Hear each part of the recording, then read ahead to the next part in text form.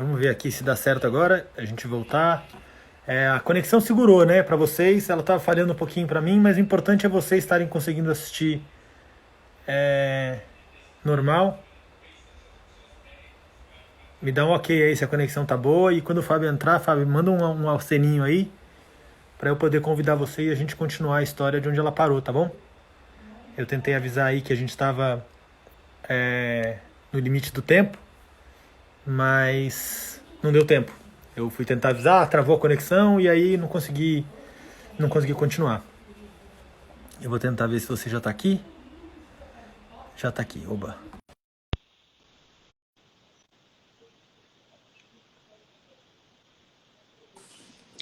E aí?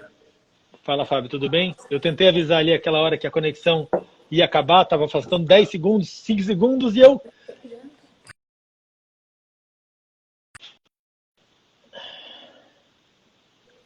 Ainda está um pouquinho esquisita, daqui a pouco ela deve estabilizar de novo. A internet está um pouquinho, daqui a pouco ela agora estabilizou. Fábio, eu acho que, em primeiro lugar, eu queria agradecer por esse depoimento. Eu acho que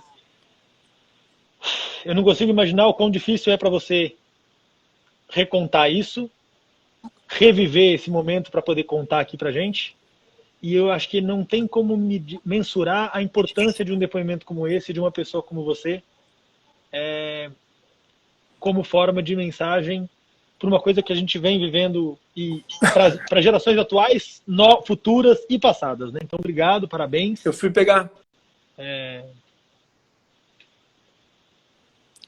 pegar até uma banana para comer, que não caiu.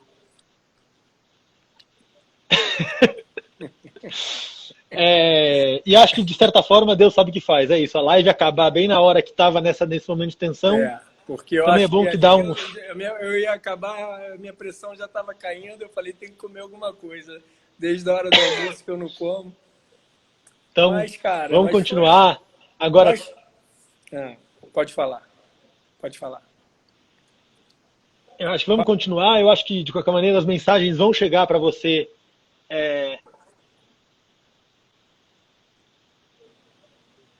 Tá tudo bem? Tá tudo bem. É que estão me ligando aqui no meio da live, estão me ligando.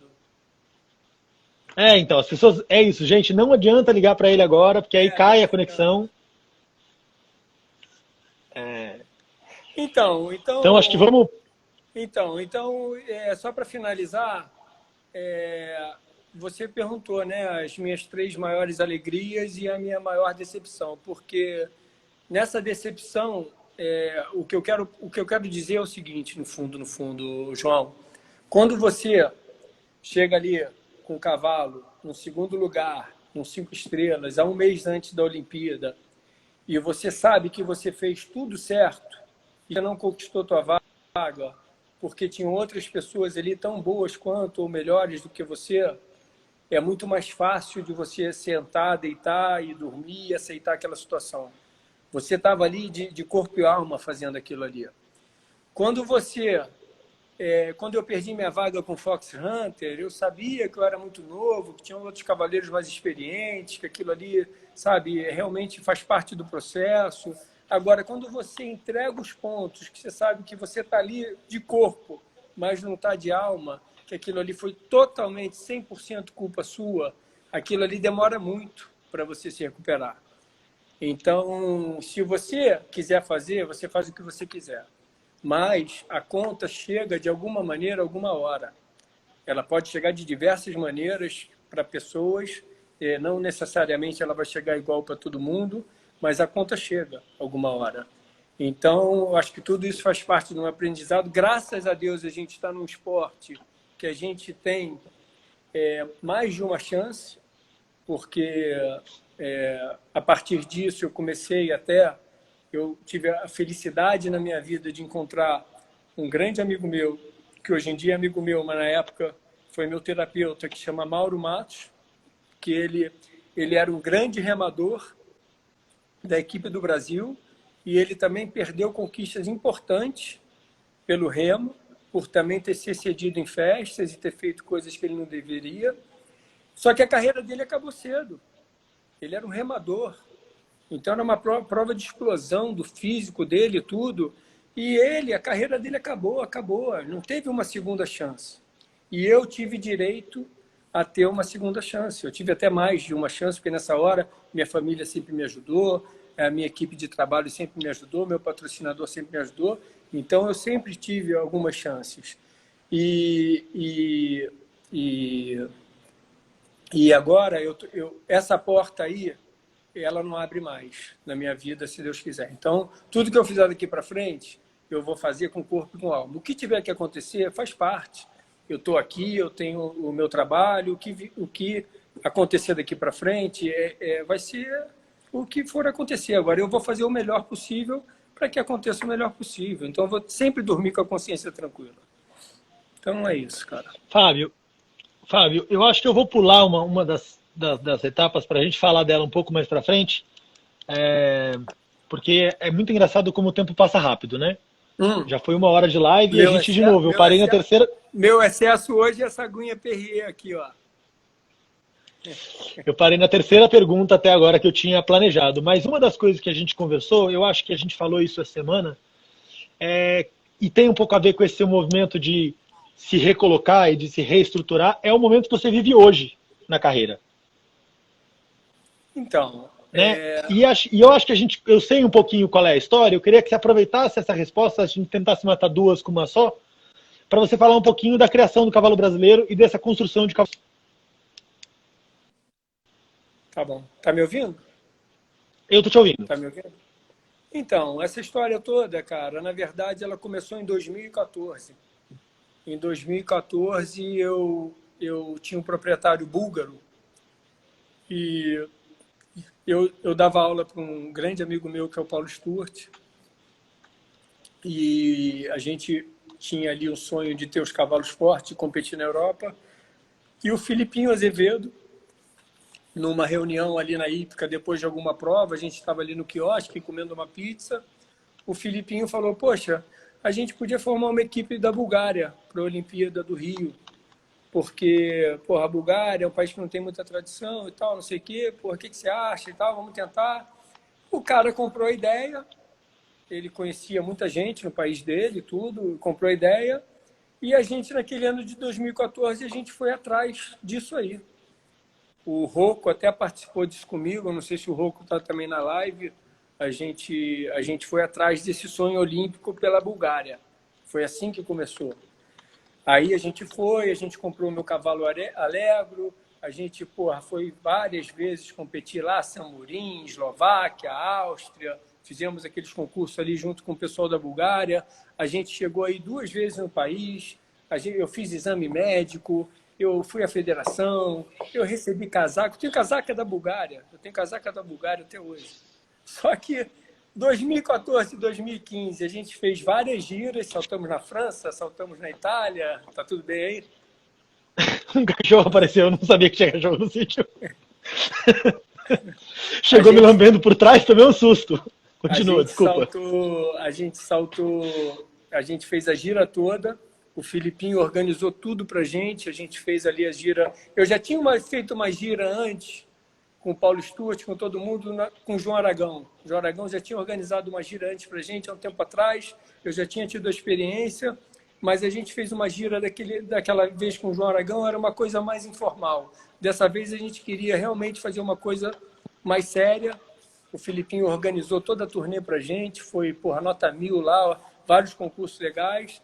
E a gente passou 2 anos fazendo isso.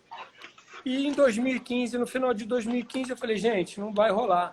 Os caras estão enganando a gente já foi lá 2 vezes, né? Eu até conversei com o Rocco disse que rolou muitos ciúmes ali dos cavaleiros, porque não eram muitos, mas eram alguns, e não rolou. Acabou que o negócio não aconteceu.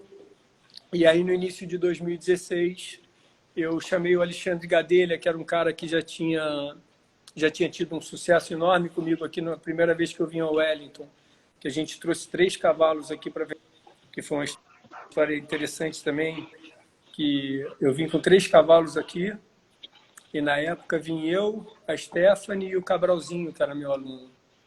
E o Alexandre veio organizando essa gira para a gente. A Stephanie montou um cavalo no Júnior, que foi o primeiro a ser vendido, que ela montou super bem, o cavalo teve super resultado, vendeu uma égua chamada Tijuana, que era do Paulo Antônio Munhões e do Paulinho Figueira, que eu comprei, que era uma égua BH muito rápida, filha do Calandos. E essa égua, eu fui aqui a temporada inteira, e ela no final da temporada ela foi vice-campeã ali da série, ela só perdeu para a Laura Chapot, que para ganhar dela aqui na prova de velocidade é difícil. E a gente conseguiu vender essa égua também. E o mais incrível é que eu tinha um cavalo, cara, que eu comprei do Pedro Vênis. O Pedro Vênis me vendeu um cavalo que tinha 7 anos, que chamava Raquete. E esse cavalo a gente fez um bom trabalho com ele. Quando chegou aqui, a gente queria vender, e não tínhamos conseguido vender o cavalo. Quando chegou no último grande prêmio aqui, que era o 5 estrelas de 500 mil, eu falei, Alexandre, eu vou colocar o cavalo no grande prêmio. Aí, porra, será? Vamos colocar esse cavalo nesse grande prêmio? Esse grande prêmio é enorme, é o mais forte da temporada, é o de 500 mil. Cara, concluindo, eu entrei nesse grande prêmio, eu fiz uma falta numa tríplice de posterior, assim, na vara da descida. Quando eu saí do paddock, vieram 3 pessoas, a Deb Stevens, a Marge Engel e um outro rapaz que trabalha com o Lamaze, que agora eu não vou me lembrar o nome. Vieram 3, assim, em cima do cavalo para comprar. Eu saí batido para a cocheira, eu falei, vai resolvendo aí que a gente tem... Tá tudo bem aí, João? Tá, eu tô lutando com o cachorro, só isso. Eu tô sofrendo um pouco com ele, que eu não aguento, bicho. É um pastor alemão do tamanho de um bonde. E acho que soltaram ele lá atrás, lá embaixo, ele quer brincar. E aí eu tô aqui, tudo bem, eu tô ouvindo, então... graças a Deus, e tô aqui amando, ó. Tá. Então, tudo bem. Desculpa, para! Então, a gente teve uma história super bem sucedida nessa temporada. E como em 2016, eu me sentia muito bem com meus cavalos. Eu falei, Alexandre, vamos lá comigo de novo, que a gente teve uma missão bem sucedida ali no Wellington, e eu tenho 2 cavalos agora que eu acho que eu consigo fazer alguma coisa boa. Aí o Alexandre, tem certeza? Será? Ele trabalhava com a Tereza Torinha super minha amiga, falou, não, vai Alexandre, vai lá, e eu acho que vocês podem fazer um bom trabalho lá. Concluindo, a gente chegou aqui em 2016, o George Morris era o técnico da equipe, eu consegui fazer os 2 5 estrelas, um com Fox e o outro com Allegro, que eu terminei os 2 com 1 ponto de excesso em cada um, eu fiquei ali entre os... Uma vez eu fiquei em 12º, outra em 13º, não sei, eu fiquei por ali. Mas eu fiz 2 excelentes provas e eles resolveram me colocar na Copa das Nações com Allegro, aonde eu fiz 4-4, o cavalo saltou super bem e o George Morris, na época, ele falou, eu quero que você continue com esses cavalos, o Betão, o Caio, o George Morris e tal, eu quero que você continue com esses cavalos com a gente na Europa. Aí eu falei, beleza, eu ganhei aqui um passe para ir para a Europa, porque era o meu objetivo. E eu consegui na temporada aqui. Quando chegou na Europa, eu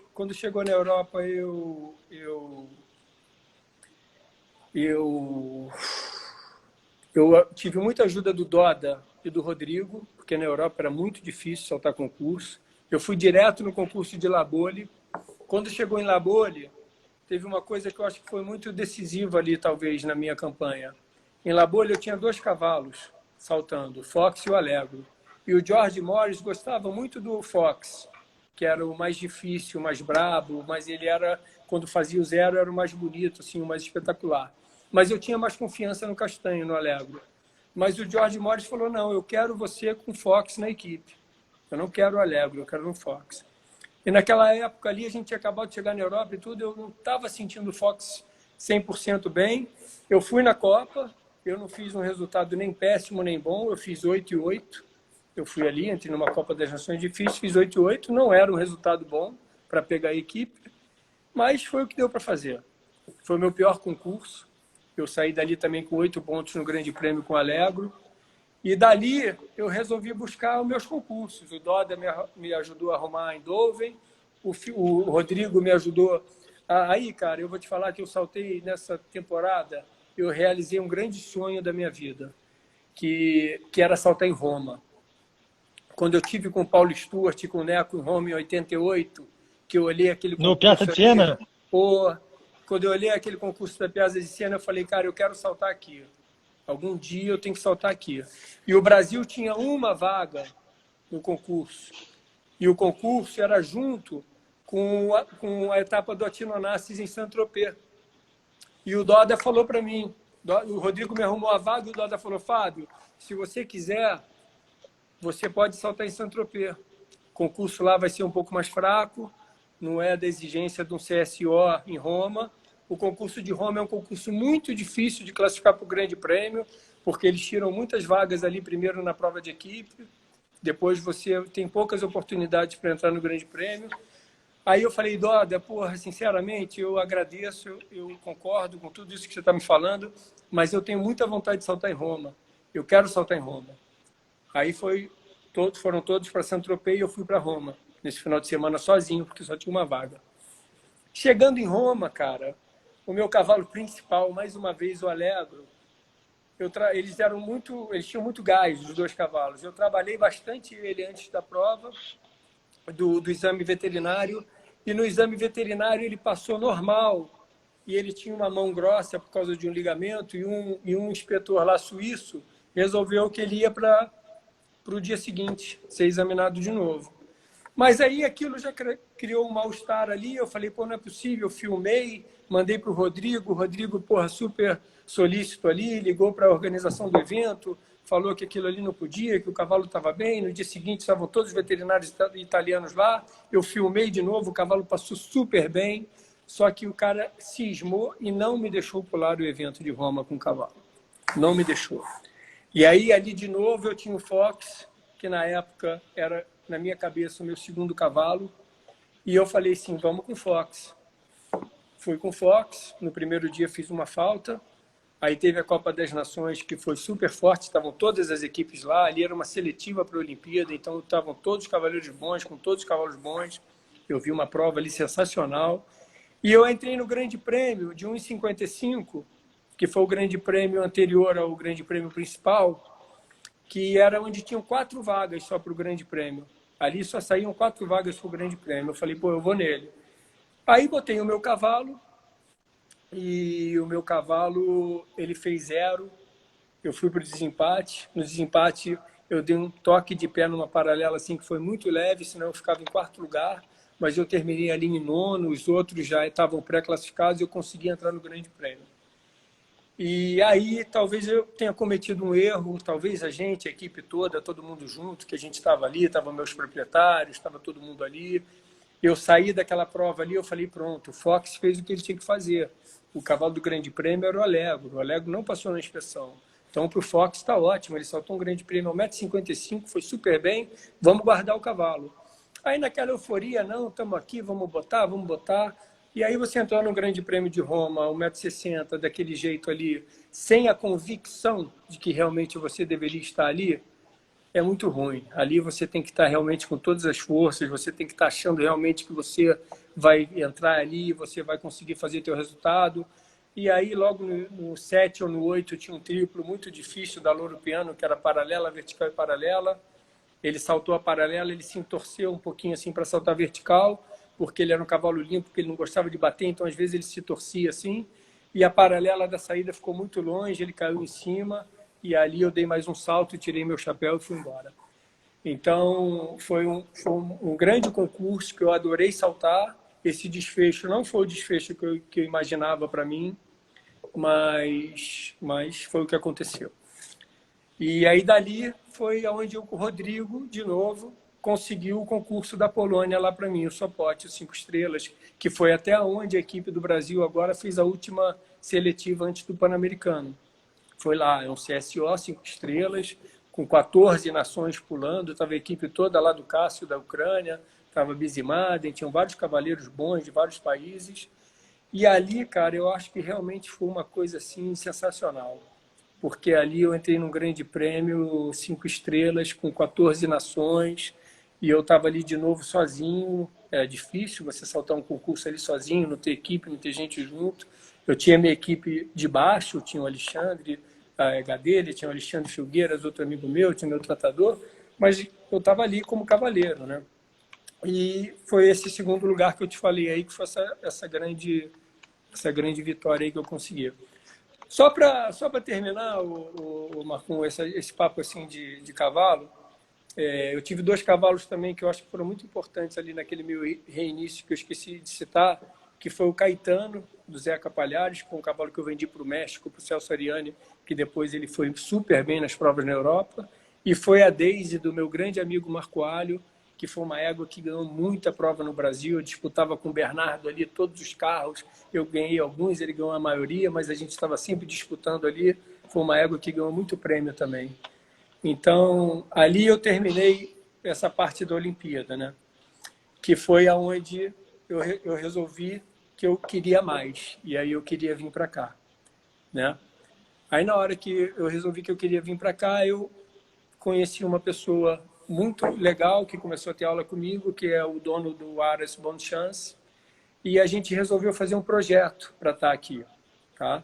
A gente resolveu fazer um projeto para estar aqui, e nesse nosso projeto aqui, a gente resolveu fazer uma coisa a médio e longo prazo, que é uma coisa que no Brasil também nunca trabalhei com médio e longo prazo, era sempre para amanhã, para amanhã, para amanhã, então uma coisa que às vezes atrapalha. A gente resolveu fazer um projeto para médio e longo prazo, a gente está estabilizado em Wellington. Eu vejo muito esse negócio aí do cavaleiro quando sai do Brasil, vira as costas para o Brasil. A gente não tem eu acho que isso daí realmente não existe. E a gente tem 2 bases de cavalos novos. Tem uma base de cavalos novos no Brasil com a Stephanie, que é ela que toca lá para mim, que a gente tem vários potros que a gente comprou do Rosa Mística. A Tereza Torinho, uma super parceira nossa também, com vários potros dela, do Umburanas. Tem a Marcelinha lá do Cabana, tem a Andréa Bussato. Então, a gente tem uma boa base no Brasil para a gente tentar produzir cavalos bons. E a gente tem uma base ali na Bélgica que o Alexandre Gadelha toca. A ideia é que os cavalos cheguem aqui nos Estados Unidos de 7 para 8 anos, para a gente começar aqui a competir com eles numa idade de 8 para 9, que é a idade que eu acho que realmente o cavalo tem que começar a competir. E esse é o momento que você está agora. Você está com esse projeto de preparar os cavalos. A gente está com um projeto... eu estou com um projeto de 5, 10 anos, cara. Eu estou com 51 anos, então eu pretendo ter esse meu projeto aí. Eu tenho a minha filha que monta aqui comigo, que foi em 3º lugar agora no circuito aqui dos Estados Unidos, que ela já está fazendo a categoria de júnior. Então, o meu filho menor também já começou a montar. Então, se eu puder proporcionar também alguma coisa a eles aqui, eu acho que a minha filha tem um super... Eu vi aquele papo, negócio de mulher e tal, oportunidade. Eu tenho 2 amazonas na minha equipe que eu quero dar oportunidade de saltar as melhores provas do mundo, que é minha filha e a Stephanie. São 2 amazonas que trabalham comigo, a minha filha, a Stephanie trabalha comigo, e que se eu puder dar oportunidade para elas saltarem as provas em alto nível, eu acho que seria uma realização para mim também. Espetacular. Fábio, você falou um pouquinho aí por cima. A gente vai entrar naquele meio bate-bola final, porque a gente já está aí fazendo 1h25 de live. Uma delas é sempre as questões dos cavalos importantes. Você falou de alguns deles, mas eu acho que tem 2 cavalos que você podia contar pelo menos um pouquinho da história, que são cavalos que eu lembro muito, que é o próprio Lancelot e o Phillips, que foi um cavalo também importante. Ele saltou Pan-Americano depois com a Lois e tal. E o Lancelot tem uma história curiosa. Ele é o cavalo que deu aquele treta na enchente, não foi ele? Cara, infelizmente, o Lancelot foi um cavalo que eu comprei, que no primeiro ano me deu muito trabalho. Eu não conseguia passar o rio com ele de jeito nenhum. Ele refugava de longe no rio. E eu estava quase desistindo. Aí eu tive um dia no concurso lá de Paris, o Bernardo Alves falou: pô, Fábio, faz isso, faz aquilo, tenta fazer dessa maneira. E o que ele me falou deu certo. E no ano seguinte eu consegui ganhar o ranking da CBH com ele. E consegui ganhar o Best Jump, que era um concurso que eu persegui ali, que eu não tinha ganho ainda. Eu consegui ganhar o Best Jump. Então foi um cavalo que no ano de 2010 ele classificou em todos os grandes prêmios, saltou todos os rios. Ele classificou no Agroman, classificou na Paulista, no Rio. Onde ele foi, ele classificou. E ele foi 3º ou 4º no Brasileiro. Onde ele saltou, tinha rio, ele pulou. Então era um cavalo que eu realmente tinha muita esperança nele. Só que, infelizmente, em 2011, a gente teve um episódio muito triste lá no nosso manege, que tinha um rio ali que passava ali no meio, que teve aquela catástrofe lá em Teresópolis, que morreram não sei quantas pessoas, e aquilo ali foi muito ruim. Ali a gente teve cavalo que foi na enchente, teve cavalo que foi parar no Aras do João Carlos Peixoto de Castro, 30 quilômetros do nosso. A água levou o cavalo para 30 quilômetros depois do nosso. E o Lancelotti foi um cavalo que ele ficou ali minutos e minutos e minutos, nadando naquele mar e nadando. Tem até um vídeo dele, se eu não me engano, no YouTube. As pessoas chamando ele pelo nome, ele vindo. Aí tem uma hora que ele encosta no barranco, ele desmaia. Aí ele acorda de novo. Aí ele se solta, o tratador chama ele. Cara, foi uma coisa horrorosa. Acabou a luz, eu estava na Bahia. Eu ligava para lá, eu não conseguia falar com ninguém. Eu voltei no dia seguinte. Eu sei que eu demorei 1 dia ou 2 para conseguir chegar lá, porque ninguém conseguia ter acesso. Estava tudo bloqueado, caído. E quando eu cheguei lá, foi uma das piores cenas que eu já vi, porque era uma coisa assim que estava tudo destruído. Parecia que tinha passado ali um furacão e vários cavalos machucados, vários cavalos mortos. E aquilo ali, infelizmente, a carreira do Lancelotti ela foi abreviada ali em 2011. Eu ainda tentei saltar uma prova, que o Filipinho até ganhou a seletiva lá com um especial, em Curitiba. E ali ele não aguentou mais, a gente resolveu aposentar. E o Felipe foi um outro cavalo também que me deu muitas vitórias. Eu tive um vice-campeonato brasileiro que o Doda ganhou lá em Brasília. Voltando a Brasília para um brasileiro, eu acabei sendo vice-campeão de sênior. O Doda ganhou aquele campeonato. É um cavalo que eu ganhei a Copa do Mundo lá em Porto Alegre. Fui vice-campeão no indoor. Um cavalo que me deu muita vitória. E que na época um dos proprietários dele tinha aula com a Loice. E a Loice tinha a chance de botar ele no Pan-Americano. E a Loice assim fez, pegou o cavalo e a gente falou, não, acho que vamos botar com a Loice para saltar o Pan-Americano. Mas ele era um cavalo, cara, que quando ele tinha uma régua no olho, quando ele fazia muita força, ele tinha uma dificuldade a mais, ele parava na pista e começava a empinar, e ele já tinha feito isso comigo, e fez com ela no Pan-Americano também. Então era um cavalo que te dava muita alegria, mas às vezes também te tirava o tapete. Bom, vamos fazer aquele bate-bola rápido. Você está fora do Brasil há muito tempo, então eu não vou colocar de hoje em dia, mas eu vou perguntar um cavalo da história do Brasil que você queria muito ter montado. Cara, um cavalo da história do Brasil que eu me lembro assim quando era mais novo, que eu gostaria muito de ter montado, ele chama Donatello. Donatello, alguém falou dele, foi ontem? Alguém falou dele esses dias. Eu gostava muito dele. Eu achava um cavalo assim que para os dias de hoje poderia ser espetacular ainda. Um cavalo do mundo que você queria montar? Eu queria montar a égua, a Alice. Eu vou ter que começar a botar ela como proibida, porque tá todo mundo escolhendo ela, eu vou tirar ela da lista. Também, vai. O Shutterfly também. O Shutterfly também é um cavalo. Shutterfly é bom. Se você pudesse abrir um túnel do tempo para trazer um cavalo seu de volta. Cara, acho que todo mundo aí que conhece fala, pô, esse cara vai querer trazer o Fox Hunter de volta. Mas o Fox Hunter foi realmente um cavalo muito importante na minha vida. Mas a minha dívida é com o Dumbo. Então, se eu pudesse trazer o Dumbo de volta, eu traria o Dumbo de volta, porque ele era um cavalo que tinha força, era limpo, tinha coração. E a minha dívida que eu tenho na minha vida esportiva é com o Dumbo. Então, se eu pudesse, eu traria o Dumbo de volta a mim. Quem foram as suas inspirações no esporte?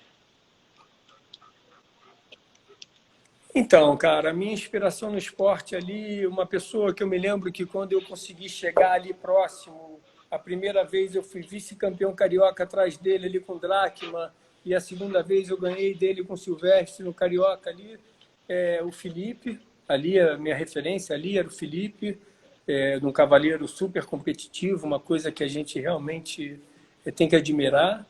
E lá fora sempre foi o Neco, né? O Neco sempre foi amigo do meu avô.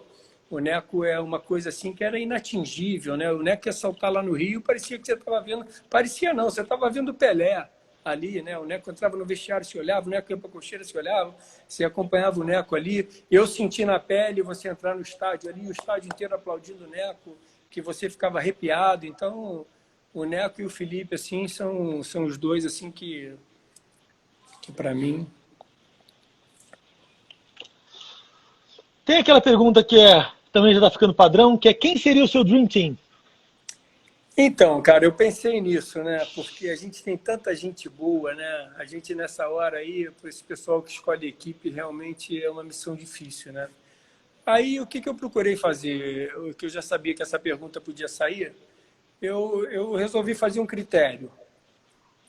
Para mim, o meu critério é pegar um de cada geração que eu acompanhei, porque eu não posso falar dos que eu não acompanhei, tá? Dos que eu não vi.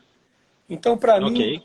eu vou começar pelo Neco, que foi assim da geração que eu vi ali, que eu peguei um pouco. O Neco, para mim, não tem, sabe como. O Neco é um ídolo, é um cara que... Depois, eu venho com o Felipe. Eu acho que o Felipe realmente, para mim, está nessa equipe. Aí, uma geração abaixo, o Rodrigo. Então, eu já falei 3 nomes. É que nem o Caio falou outro dia, né? O Caio falou que os 3 primeiros nomes eram fáceis, né? O quarto e o quinto é que dava polêmica, né? O Caio falou isso, né? Hã? É. Então, meus 3 primeiros nomes estão fáceis aí, o Neco, o Felipe e o Rodrigo. Na quarta vaga, eu coloco o Marlon, por essa medalha que ele ganhou aí, dessa nova geração, um garoto que eu acho que se eu fiz esse critério de geração, ele tem que estar. E na reserva, cara, eu vou colocar... Na reserva, eu vou colocar o melhor reserva que a gente já teve na história do hipismo, talvez, pelo menos que eu acompanhei. Você sabe quem é? Você sabe quem é o melhor reserva que a gente já teve? Não sei, A tô Camila. esperando você me contar. A Camila Maza. Ah! A Camila Maza. Espetacular. Camila Maza topou, vai fazer com a Não gente tem semana que melhor vem. reserva do que a Camila. Hã? Realmente. Espetacular, boa. Né? A reserva é a Camila, É. não tem como. Porque... E João, tá me ouvindo? Tô ouvindo, tô ouvindo. Então, e eu queria também falar de uma outra pessoa que eu acho que poderia ser o técnico dessa equipe para mim, que também é uma pessoa que é muito pouco explorada pelo conhecimento que tem e pela vivência que tem no esporte, tanto no Brasil quanto na Europa, que eu colocaria de técnico dessa equipe o João Aragão. Quem? O João Aragão. João Aragão. Eu colocaria o João Aragão de técnico. Ó, gostei dessa equipe, assim. Parabéns. Que bom. Muito boa. Deixa eu cortar isso aqui da lista. Vamos ver o que eu tenho ainda. Eu vou fazer mais uma pergunta só, Fábio, e vou abrir um pouquinho para você fazer a finalização. A gente está finalizando já deu 1h30, um pouquinho. Vamos passar um pouquinho porque a gente merece. Eu queria que você falasse um pouco, e talvez seja um assunto até relativamente extenso, das diferenças e o que a gente pode fazer no Brasil para se aproximar um pouco mais com os Estados Unidos e Europa. A gente falou um pouco sobre isso no telefone ontem, e eu acho que é uma... João, eu vou te dar uma opinião. Eu vou entrar num assunto que eu gostaria de falar aqui, que eu sei que é um assunto muito difícil da gente fazer, que a gente fez, mas que eu acho que talvez seja um pouco... Eu tive a oportunidade, a honra de participar, tanto como cavaleiro quanto organizador, porque eu era vice-presidente da IPCA na época, do Atinonassi. Tá? O Atinonassi, eu acho que foi um concurso que marcou a época. Quem viu o Atinonassi sabe o que foi. A gente conseguiu realizar um evento, eu acho que foi o único 5 estrelas na América do Sul até hoje. É um evento que ele passava na televisão para 80 países. A gente tinha, em média, 5.000 pessoas na Hípica circulando por dia. A gente conseguiu, no ano da Olimpíada de Londres, dos 30 primeiros do ranking, a gente botar 28 competindo lá dentro. O Steve Gerdau levou o Nino, ganhou lá, o Atina tinha acabado de ganhar o ouro. Então, um concurso que nem o Atinonassis, eu acho que seria assim uma utopia, né? A gente querer chegar ali numa coisa que ali a gente pode falar que a gente tinha um concurso que a gente podia... O México tem vários concursos 4 estrelas. Então, eu volto a tocar naquele tema que eu comecei no início. Eu acho que o que falta para a gente é a gente criar o formato. Por quê? Porque o Atinonassis, no primeiro ano, quando o Doda e o André Beck me ligaram, vamos levar para o Rio, eu dava aula para o João Pedro, a gente tinha uma entrada boa ali para a gente tentar realizar o evento, o Rio estava prestes a realizar a Olimpíada, então tudo ali casou para aquele evento acontecer. Eu vi no Atina que o primeiro ano a gente saiu atrás dos patrocínios, saiu tentando vender patrocínio aqui, vender patrocínio ali.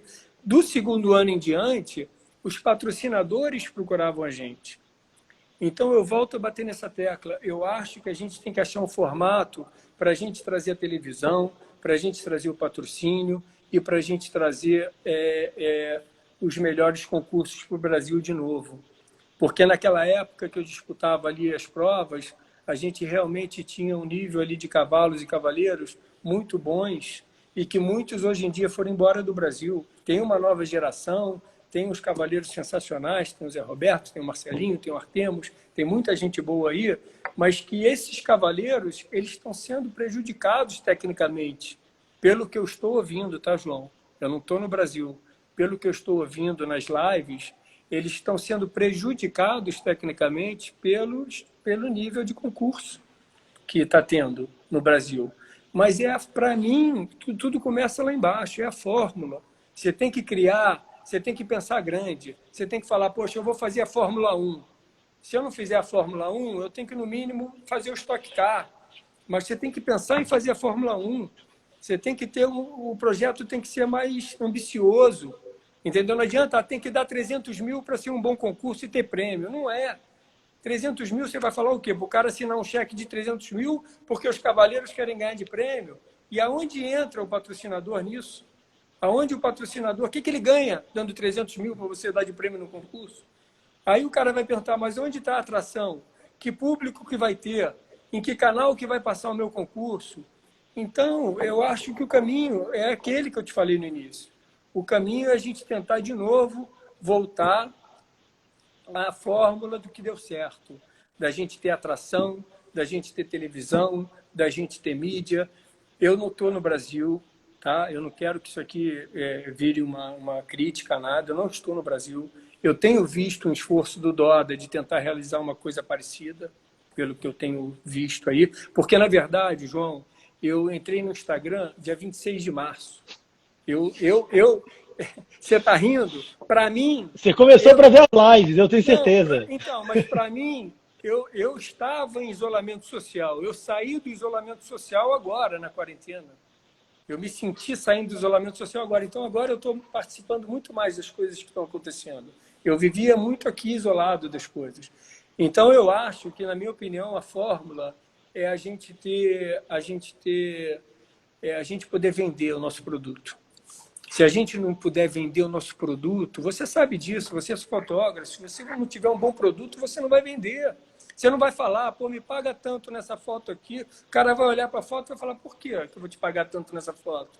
Eu pago menos naquela ali, entendeu? Então, o teu produto tem que ser melhor. A gente tem que tentar fazer, você vê o sucesso do indoor, o indoor talvez tenha vendo um bom produto, né?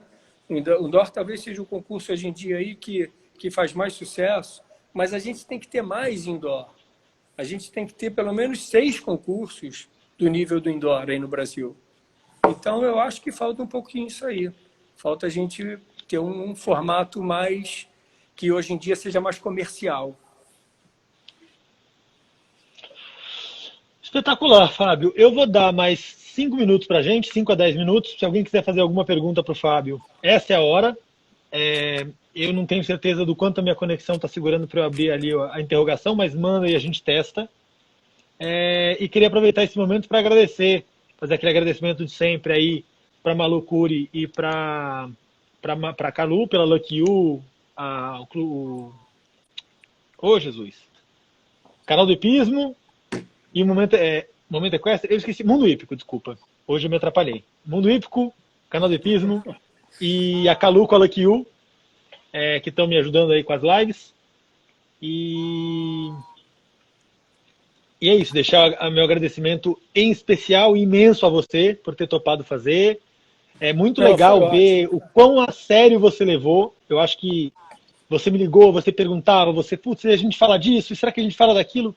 E é muito legal ver como você levou a sério o desafio Cara, e ficou tão legal. eu acho que o trabalho que você está fazendo é muito importante. A falta de material que a gente tem dos grandes ídolos é uma coisa assustadora. A gente não consegue. Isso aí que você está produzindo para a gente, esse material todo que você está produzindo para a gente, que você vai continuar produzindo para a gente, eu tenho certeza, isso aí fica para sempre, cara. Isso daí é uma coisa que vai ficar para sempre. Então a gente tem que levar a sério. Realmente é uma coisa importante. Se a gente quiser contribuir para o esporte que a gente ama e que a gente gosta, a gente tem que tentar levar isso aqui a sério, porque senão não faz sentido.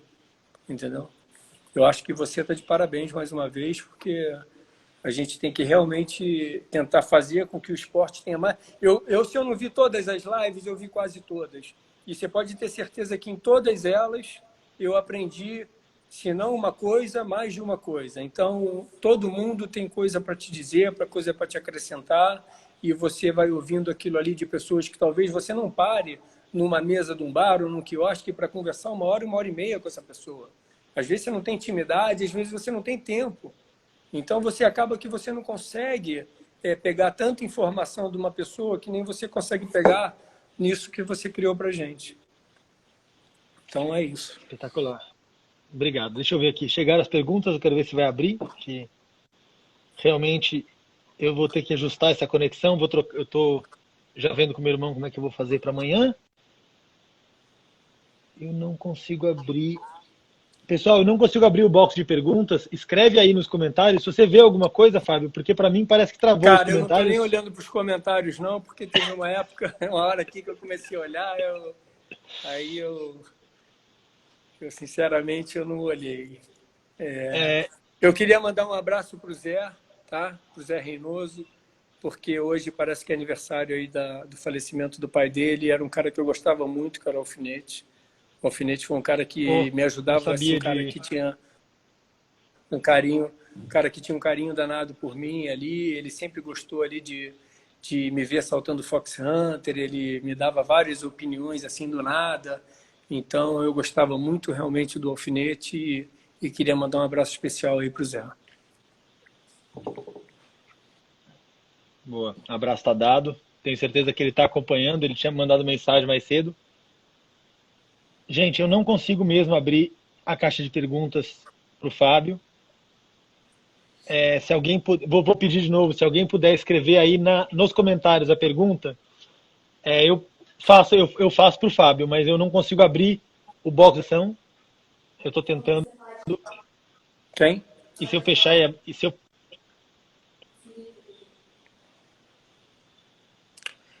Eu vi aqui que o Felipe pediu para eu falar de Tóquio. De Tóquio, parece.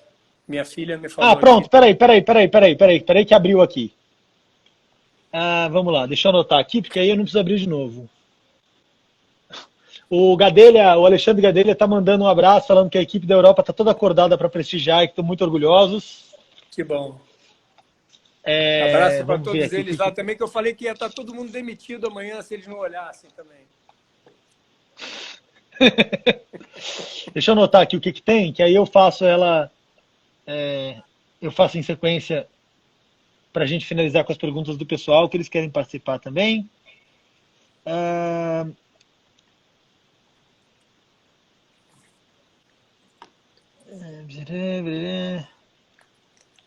Vamos ver aqui.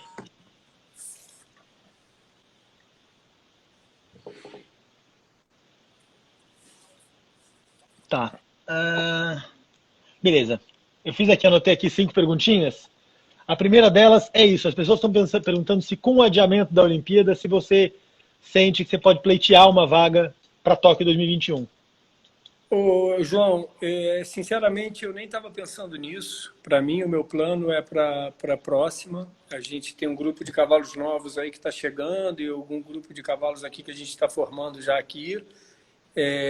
Eu sempre gosto e gostaria de estar andando ali no pelotão da frente e estar andando junto com as pessoas para estar me sentindo ali no nível que eu gostaria de estar. E tem um cavalo que pode ser que esteja vindo para minha cocheira aqui nesse ano, que eu acho que é um cavalo que tem condições de repente... eu quero estar andando junto, cara. Eu quero poder estar disputando ali de novo os 4, 5 estrelas, eu quero poder estar disputando a seletiva, eu quero poder estar entrando numa Copa das Nações. Então, eu acho que tem talvez um cavalo aqui para chegar nas minhas cocheiras. O Felipe foi um cara que me deu muita força aqui também para isso, que o Felipe é um cara positivo, entendeu? Um cara que estava ali no meu paddock algumas horas ali, os irmãos Gadelha, tanto o Hércules quanto o Alexandre. Eu tenho muita gente boa ali, o Bruno, a Stephanie. Tem muita gente boa me cercando, minha equipe toda, meus tratadores, a Samanta, o Pedro. Então, tem muita gente boa me cercando. O nosso time é um time grande, é um time que tem pessoas boas. Então, sempre que eu puder estar andando ali na frente e eu tiver cavalo para isso, o meu objetivo vai ser sempre esse. Bom, alguém perguntou, na verdade o Paulo Stuart perguntou várias vezes, e acho que é um pouco parecido com essa resposta, mas qual que é a meta para os próximos 10 anos?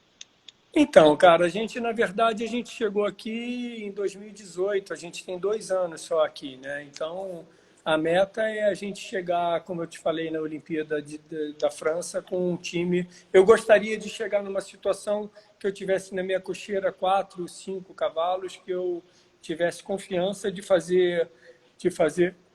começar o ano aqui e ir para a Europa e fazer a mesma coisa que eu fiz em 2016, só que com um pouquinho mais de cavalo, um pouquinho mais de qualidade, para tentar um resultado um pouco melhor. Tá. Alguém perguntou, não vou saber quem, porque eu não consegui anotar o nome.